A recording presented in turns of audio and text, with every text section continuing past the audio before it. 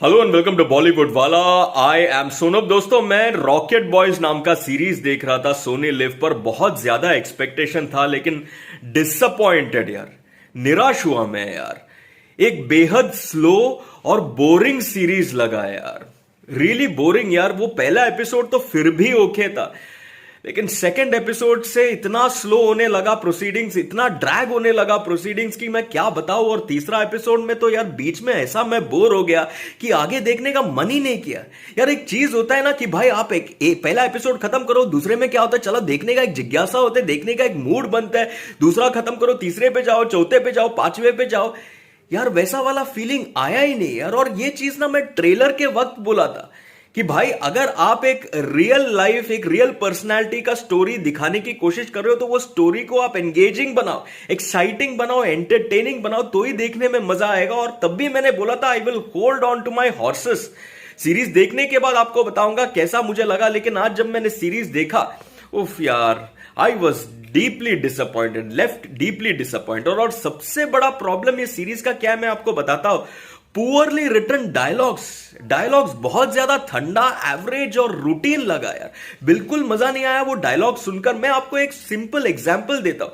इस सीरीज में एक सीन है जहां पर एक ब्रिटिशर इंडियंस को नीचा दिखाने की कोशिश करता है, इंडियंस को इंसल्ट करता है। क्लीशेड सीन है। और सबसे पहली बात तो वो ब्रिटिशर का जो कास्टिंग हुआ, वेरी पुअर कास्टिंग। वो ब्रिटिशर को देख के ऐसा लगा गेटवे ऑफ इंडिया का टूरिस्ट को लेके आया यार। वो एक जज है इसमें यार, वो जज यार जिस तरह से वो ऑर्डर कर रहा था, इतना फनी लग रहा था, अनइंटेंशनली फनी।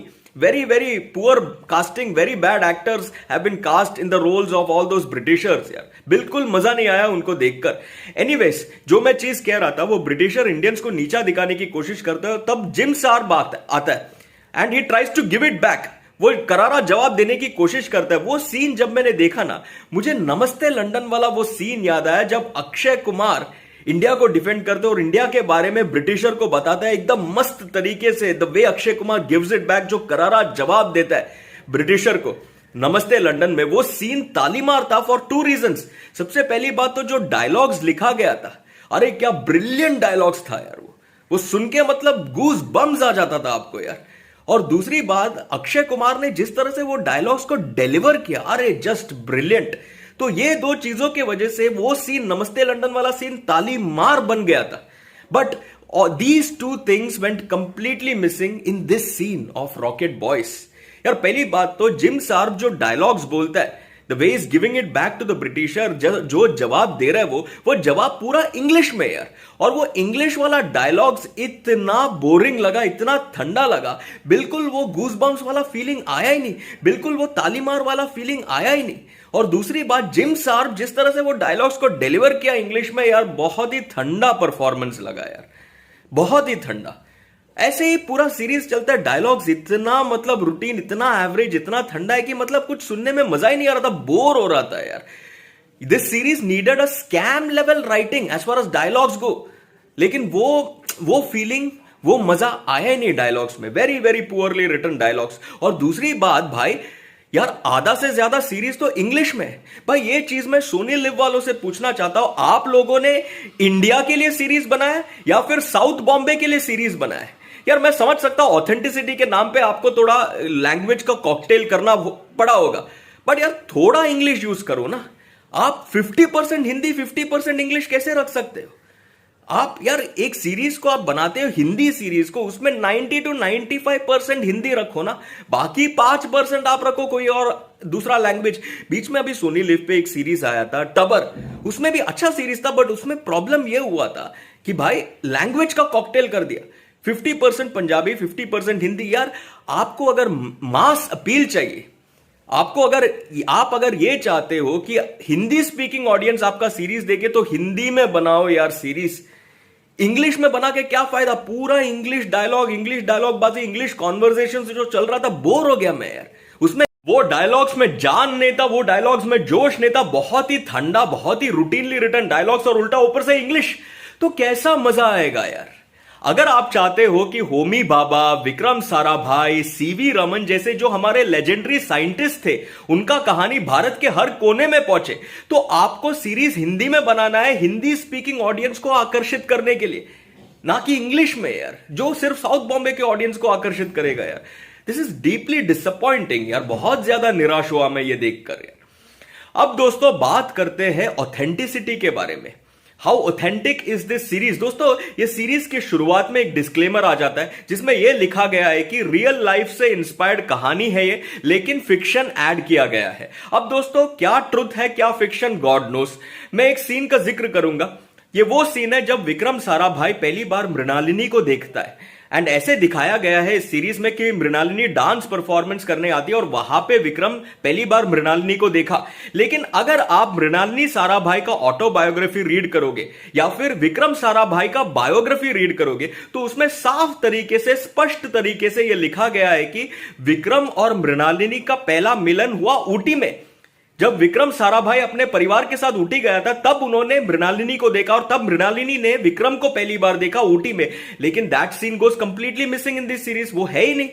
इन्होंने ये दिखाया कि डांस परफॉर्मेंस करते वक्त मृणालिनी और विक्रम एक दूसरे को पहली बार देखा। अब दोस्तों क्या सही है क्या गलत, like I said, God knows. ये हुआ ऑथेंटिसिटी की बात। दोस्तों अब मृणालिनी के जिक्र से एक चीज याद आया, रजीना कसांड्रा का परफॉर्मेंस। यार आई एम सरप्राइज, रजीना कसांड्रा का कास्टिंग कैसे हुआ यार। मृणालिनी जो थी लेजेंड थी, वो डांस में भरतनाट्यम की लेजेंड थी वो।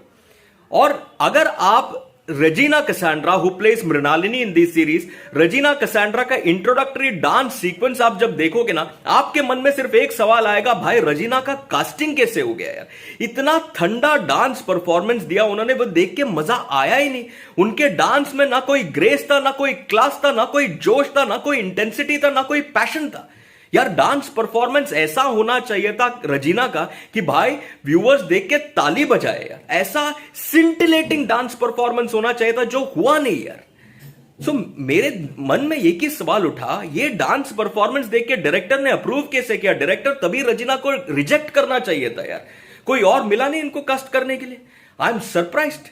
और रजीना और विक्रम के बीच में केमिस्ट्री था ही नहीं। जो ओरिजिनल विक्रम साराभाई और मृणालिनी का जो लव स्टोरी है जिसमें बहुत ज्यादा अच्छा एक केमिस्ट्री था, एक सोल था, दैट वेंट कंप्लीटली मिसिंग। ये दोनों मतलब एकदम फर्नीचर जैसा लग रहा था यार। बिल्कुल वो जान, वो जोश, वो मजा आया ही नहीं। उनका सीन्स जो था, जो उनका जो वार्तालाप हो रहा है यार, इतना बोरिंग लगा। And to top it all dialogues भी इतना बोरिंग दिया गया दोनों को कि मजा आ ही नहीं रहा था यार। बिल्कुल मजा नहीं आया। वेरी वेरी डिसअपॉइंटेड यार। दोस्तों अब बात करते हैं बाकी का जो स्टार कास्ट है। जिम सार्ब यार, एक हद के बाद gym Sarbh was playing himself with चपटा बाल। वही सेम एक्टिंग कर रहा था जिम सार्ब, जो आपने कई सारे दूसरे फिल्मों में देखा होगा उनको जिस तरह से एक्टिंग करते हैं, वही सेम एक्टिंग किया, इसमें कुछ डिफरेंस नहीं यार।